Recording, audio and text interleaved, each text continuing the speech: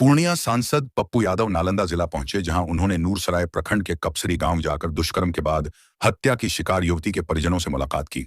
इस दौरान उन्होंने घटना पर गहरा दुख जताते हुए कहा कि जिस समाज से बिहार के पूर्व मुख्यमंत्री नीतीश कुमार आते हैं, उसी समाज की बेटी को न्याय नहीं मिल पा रहा है, जो बेहद दुर्भाग्यपूर्ण है।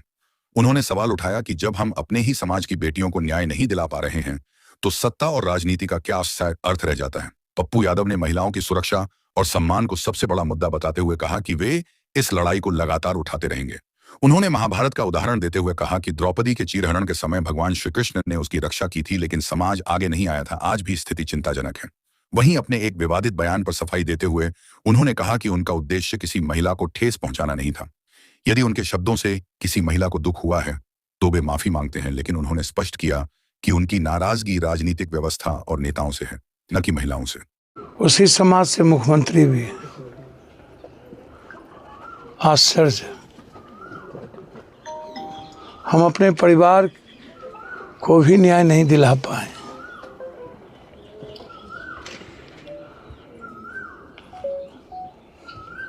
फिर ऐसी राजनीति और ऐसी कुर्सी किस बात की।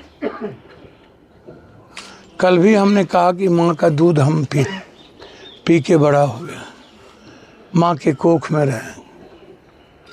द्रौपदी का चीरहरण हो रहा था तो कृष्ण आए, समाज नहीं आया। और मैं आज भी कह रहा हूँ, महिलाओं का मान सम्मान, उसकी सुरक्षा, उसकी इज्जत के मुद्दों पर मैं हमेशा चर्चा करता हूँ।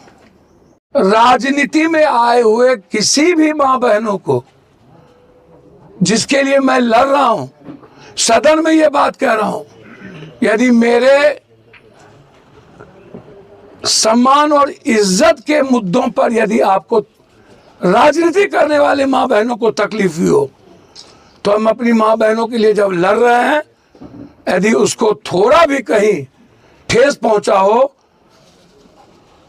मेरे शब्दों को तोड़ मरोड़ के मैंने कहा बाबा को सजा हुई है, मैंने कहा कॉस्टिंग कोच, मैंने कहा सुशांत सिंह हीरो क्यों मारे गए, मैंने कहा सिनेमा में बेटियों बहनों के साथ क्या होता है। मैं ये संदर्भ मेरा था, पॉलिटिकल नेता और पॉलिटिकल पार्टी गिद्ध दृष्टि से मेरी माँ बहनों को आए हुए राजनीति में देखता है। हमारी बच्ची को, हमारी माँ को, बहनों को सही दृष्टि में नहीं देखता। मेरा लड़ाई यहाँ था। अब मैंने कहा 90% पॉलिटिशियन गंदे हैं और ये सभी लोग बोल रहे हैं।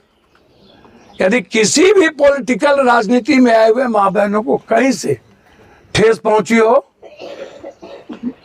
तो मैं आपका खून हूं, उस ठेस के लिए मैं क्षमा मांगता हूं, बहनों से, बेटियों से, पॉलिटिशियन से नहीं।